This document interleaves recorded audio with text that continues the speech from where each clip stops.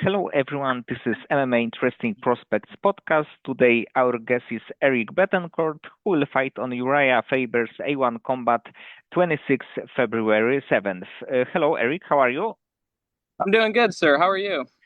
I'm good, and I think that your next fight, will be actually a really interesting one because you, of course, are undefeated prospect, and your opponent is actually also 4-0 fighter.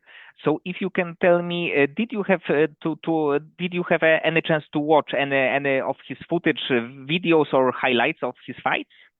Oh yeah, I've been watching him, all kinds of videos of his fights. I've been rewatching all of them and just really studying them and breaking them down and getting a good sense of what he wants to do. That way I can start strategizing on what I want to do and see how I want to go about this. But yeah, I am very familiar with him.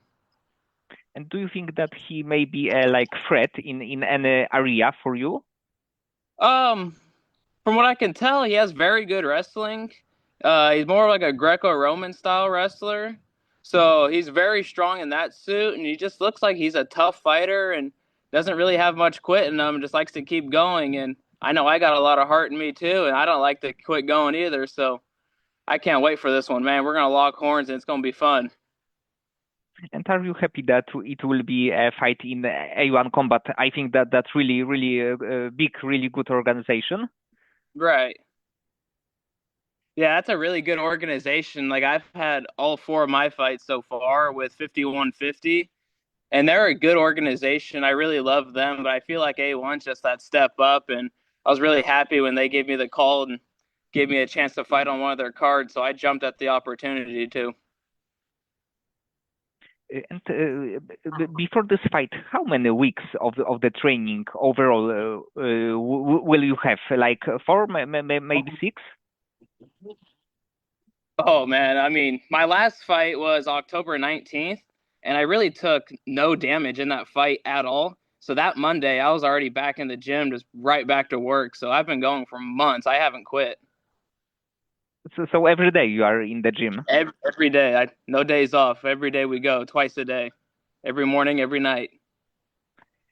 And do you have sometimes this kind of days that you maybe don't feel a really big motivation, and you still go there?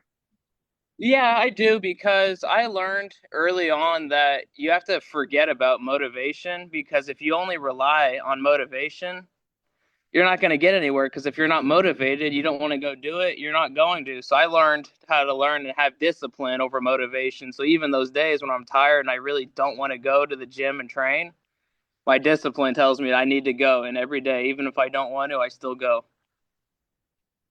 Yes, it's like the definitely advantage of discipline that you are not thinking, Exactly. you are just doing it. Exactly. And over time, muscle memory happens, and then you don't have to think when you're in there and fighting. It just comes natural to you. So it's my goal.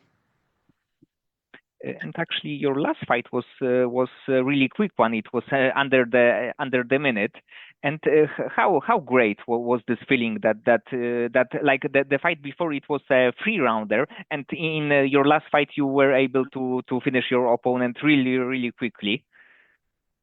So yeah, that one I was really satisfied with. That guy was also a wrestler, just like this guy I'm gonna fight next, but he was a little more of a freestyle wrestler. So I knew I had to put him on his back foot early, and it's hard for wrestlers to shoot when they're on their back foot. So that's exactly what I did, and he threw that kick, and I caught it and jumped on his neck, and that was it. And that was super satisfying to me because he was a wrestler and I'm not normally known as a wrestler.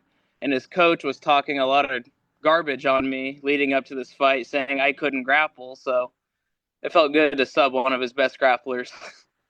Yes, if you can submit him in under a minute, you definitely can grapple. Yes, sir. Yes, sir. So that's why that one was super satisfying. And did you have any like background in any of combat sport before starting MMA training?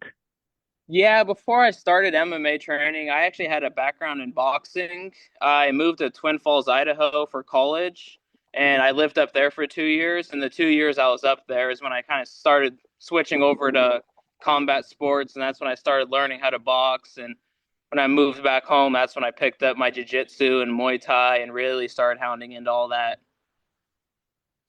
And did you ever think about becoming a boxer, not an MMA fighter? Well, when I lived in Idaho, yeah, I thought I was gonna be a boxer, and I loved watching MMA. I've always been a huge fan of the sport ever since I was a little kid. But I just felt like I had a better path to boxing while I lived in Idaho.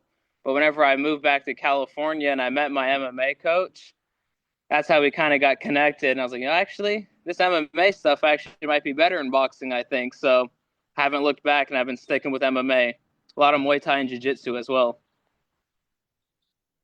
And what do you think is tougher, harder to train to be perfect in? Between Yes, MMA boxing. and boxing? Yes, yes. Oh, absolutely. MMA is harder. Absolutely. Because in MMA, you have your hands, which is your boxing. You also got to worry about kicks, knees, elbows, which is Muay Thai. And boxing, you don't have to grapple. You got to worry about wrestlers. And once you're down, you got to worry about your jiu-jitsu and submission. So there's just so many different aspects to MMA versus boxing. It's just your hands. That's why I think MMA is much, much tougher than boxing. Yes, in this sport you have so many tools, and even if, when your opponent is better in something, you can try to beat it by using something different than just Mm-hmm. your hands, just your punches. Exactly. There's so many different areas of MMA and a lot of different aspects. So it's extremely important that you're very good and well rounded in every aspect, not just one. So if you have very good striking but no grappling, then every grappler is going to want to fight you, and vice versa. If you have good grappling and no striking, everyone's going to want to strike with you. So it's very important to be well rounded everywhere, I think. And what is your current gym that you are training in? So I do all of my striking training at American Top Team out of Tracy, California, and I do all of my grappling work at Gorilla Modesto. And do you have the fighters like you, the young up and coming fighters, either like early pro or even on the amateur level, that like you have a big potential? What's that? Do you have the sparring partners, the fighters like you with the really big potential? Oh yeah, a lot of my sparring partners all do. There's a few guys at American Top Team that are all great. They've been training ever since they were little kids, starting out with Taekwondo, and now that they've grown up and they're adults, they're all undefeated Muay Thai fighters. So I get really good striking rounds in over there, and then I could go on for hours about the amount of talent that's in our jiu-jitsu gym. With our what our coach Mike Cruz is doing with everybody in here, we have phenomenal wrestlers, jiu-jitsu at the highest level from black belts all the way down to white belts. I mean, we got everything. And probably the California is a great place to have great sparring partners, great coaches. This is probably if you can be in some state, California is probably one of them. Oh yeah, I think California is one of the best, and I also am friends with a very good Muay Thai coach. He trains at Syndicate MMA in Las Vegas, and he's actually one of the coaches for Marab Dvalishvili and Khalil Roundtree, and I became good friends with him. So in December, I was actually over at his gym getting in some work with him and some guys from his team. So I'm always trying to get different looks anywhere I can. So your opponent may be feel your different style, different approach in Muay Thai in your next fight. Mm-hmm. Absolutely. And do you plan to do any full camp for the one of your next fights in the syndicate, or it's like more of the going there for a while? It's more so just going there for a while because I live in Modesto and they're in Las Vegas, so it's a little bit of a commute, and it would just be very expensive to do a full camp out there. But I'll go out there for about a week, and every morning, every night, I'll be at the gym just working as much as I can and getting in as much rounds as I can while I'm there. Like I said, I'll stay there for about a week. And did you have a because last night there was a really big UFC card. Did you have a to did you have a chance to watch the fights? Of course, of course. And what was the maybe the who was the fighter that impressed you the most on the whole card? Um, I would say Islam was pretty expected. Marab, he's just an animal that was expected. I would say Yuri surprised me the most. Yuri Prohaska, he surprised me the most. I didn't really know what to expect from him. I thought Jamal Hill might have been able to get him, but no, Yuri looked good, and like he talked about evolving to the next level, and I think he did. He looked a lot better last night defensively. He had his hands up better. He was moving his head a lot better. I was really impressed with Yuri. Yes, yes, And then also on the early prelims, his name was Moyne. He's another fighter out of Syndicate that I got to meet and train with. He was a big underdog last night, and he got a dominant victory all 3 rounds. So very impressed with him. yes, and actually it was on the paper really interesting fight because the opponent Nakamura was undefeated fighter He's and undefeated. yes, yes, and the Moin Gafurov he was like LFA champion. He's like I know about him for a while, and he of course he's like also a super good fighter. So to be honest, it was like the fight that maybe not many people talked about this fight, No. but you know that it will be a good one. Oh yeah, I knew that was gonna be a good one. Like I was telling a lot of my guys friends who do MMA and a lot of people at my jiu-jitsu gym said, "Hey, you guys need to watch out for this guy." They're like, "Really?" So no, dude. Trust me, I was there. I was watching him train. He looks sharp. He looks good. And for me personally, I think he'll be able to crack the top 15 next year. I think. Yes, yes, I agree. In probably the deepest weight class in the UFC. That's a stacked weight class too. That's a very hard division. And right now, of course, you fight in the on the amateur scene. But do you think that in this year you can go pro and fight maybe 1 or 2 times as the pro, or you don't think in this kind of perspective? I'm not really too worried about going pro right now, if I'm being completely honest. I really just want to get a very, very good and decorative amateur career.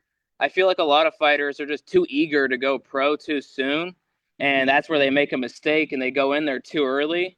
So I just really want to make sure I set myself up for the best possible career I can have. And when I feel like I'm ready, I'll have the talk with my coaches, and if they feel like I'm ready, then that's when we'll make the move. But I'm not really looking at moving pro right now. I'm just worrying about what's in front of me right now and deal with that after the fight. And I think that amateur fights are really good for you because like later on nobody watch your record as the amateur, and I think that is like your proving ground that it is a time that you can make some mistake, you can lose some fight, and nothing bad will happen, that you lose one or Exactly. twice, and then you can be like 10-0 undefeated as the pro. Yeah, like we have great referees at Camo. They all really look after us amateur fighters. We make sure we're all right. So I think amateurs just really need to go out, get as much experience as they can, fight as many times as they can. Because once you go pro, no one's going to talk about your amateur record. No one, it doesn't matter. It doesn't mean anything. Whenever you go pro, that's when it means something. That's when it's big stuff. So I think amateurs great, just get a lot of experience. And like you said, I mean, you can make little mistakes here and there, and it's okay. That's how you learn. I think that's all the amateurs is just experience, learning how to deal with pressure, nerves.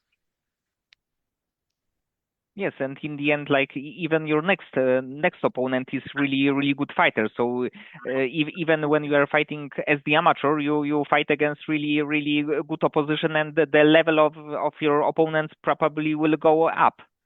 Oh yeah, that's what I've been trying to do with every fight too. Like I fought Steven Gomez, who's actually a very good friend of mine in June. He has very good knockout power, so I wanted to test myself against him, and I got the job done against him. And he has a teammate there, Luciano Giano, who's out of Argentina and is a very strong grappler. So I wanted to test myself and see how I do against a strong grappler.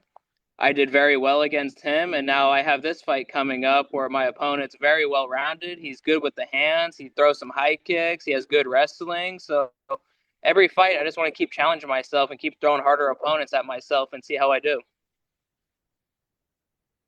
And of course, you for now you are a quite young fighter, and you probably need to like improve many of your tools. But what, in your opinion, is the best tool right now that you have in your MMA game, and what is the area that you need to improve the most?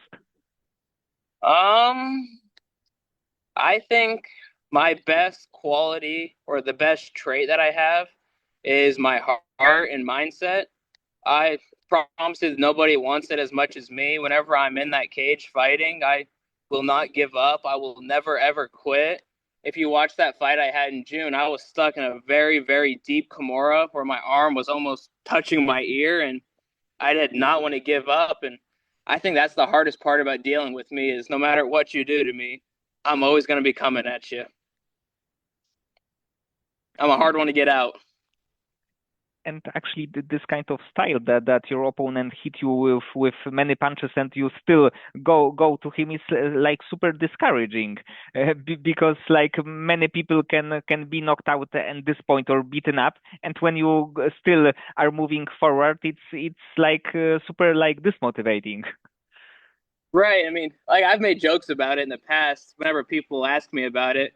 I grew up my whole life riding bucking horses and riding bulls. So I've been getting hit by horses and bulls my whole life. So when a guy punches me, it's like, that's nothing. Come on, let's go, man. Yes, So and kind of funny to look at it that way. yes, and about like riding bulls. Uh, did you start to have an interest in that when you were a kid? Yeah, so I've always been interested in riding bulls and bucking horses, and that's actually what I've done for a very, very large part of my life. And it's actually more so in the recent years is when I switched to actually training in MMA and boxing and all that kind of stuff. But as a little kid growing up, my dream was always to be a world champion bull rider or bronco rider. But now it's changed and we're going to be a UFC champion one day. But it's like right now obvious that you are not afraid of anything in the cage, because when you deal with the bulls, with the horses, it's like not there is no punch that can really hurt you. Right. I mean, like the way I look at it is I've been beat up by some horses. I've been beat up by some bulls. This guy I'm gonna fight, he can't beat me up no worse than these horses did. He can't kick me harder than a horse did. So the way I look at it, what's the worst that can happen? And right now, did you do you still do it in your free time? Oh, I haven't done it since June of 2023. Yeah, it was June of 23 was the last one I did, and I've just been so busy with this MMA and just fell so in love with it. This is all I want to do all day, every day. I don't want to do anything else. I don't want to watch anything else. This is all I want to do. So it's like going from one passion to another. Exactly. Like my love for like rodeoing and riding bucking horses, it seems like it's just kind of faded as my love for MMA has really grown.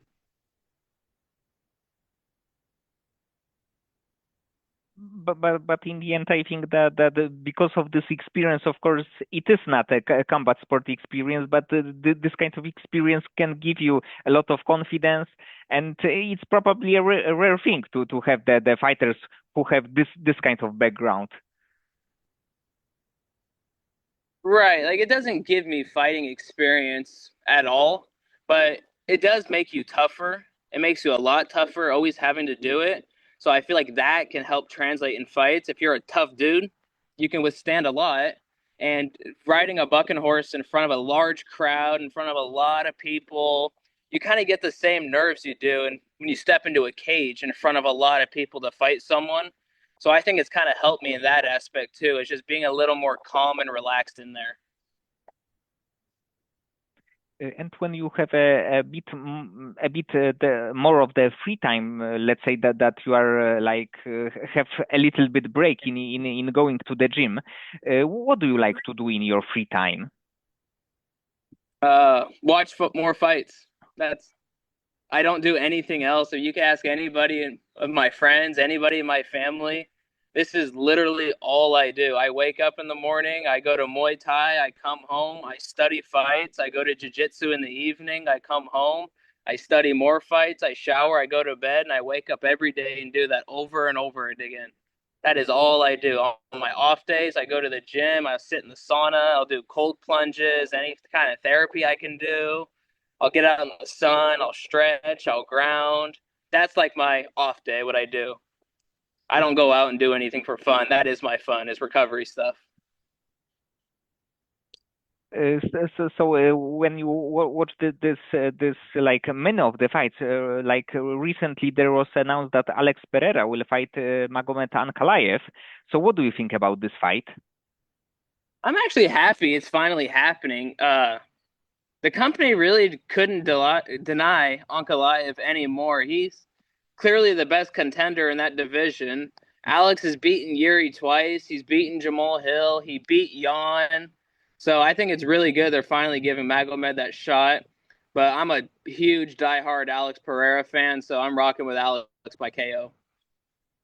And it's kind of crazy that for just over 3 years he created so many great moments, going on the like short notice, taking short notice fights. I think that doesn't matter what's gonna happen. He still will be like in Hall of Fame, and everybody will talk about him like in 10 or 15 years. Oh, exactly. And that's actually where I kind of get some of my motivation from and how I learn more discipline is watching out guys like Alex Pereira, how fast he was able to translate kickboxing to MMA, and then knowing how hard he had to work to achieve what he did, two division weight classes, and keeps fighting. I don't even know how often, and keeps winning, knocking everybody out. It's hard work and it takes a lot. So I'm just trying to study Alex actually a little bit and take away some stuff that he does.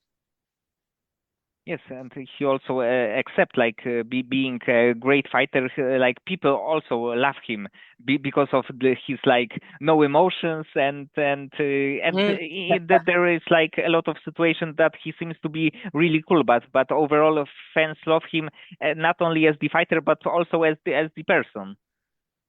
Oh yeah, Alex seems like he's a great person. He's obviously a great fighter, and yeah, I don't know the whole no emotion thing. That's was kind of Alex, I guess. I don't know. That's just him. I think it's kind of funny though. Okay, Eric. So many thanks for the conversation. I hope that you will win your next bout, and your next fights after this will be also in A1 combat, and you fight either as the amateur or the pro. I think that like you will gain a lot of fans because of your fighting style. Yes, sir. Thank you. And I really, again, I appreciate A1 giving me the opportunity to fight. I appreciate you giving me the opportunity to come on here and talk to you a little bit. And I'm always ready for A1. Anytime they want me to fight on their cards, I'd always be more than happy. And I do think A1 would be a great place for me to finally make my pro debut whenever I think I'm ready.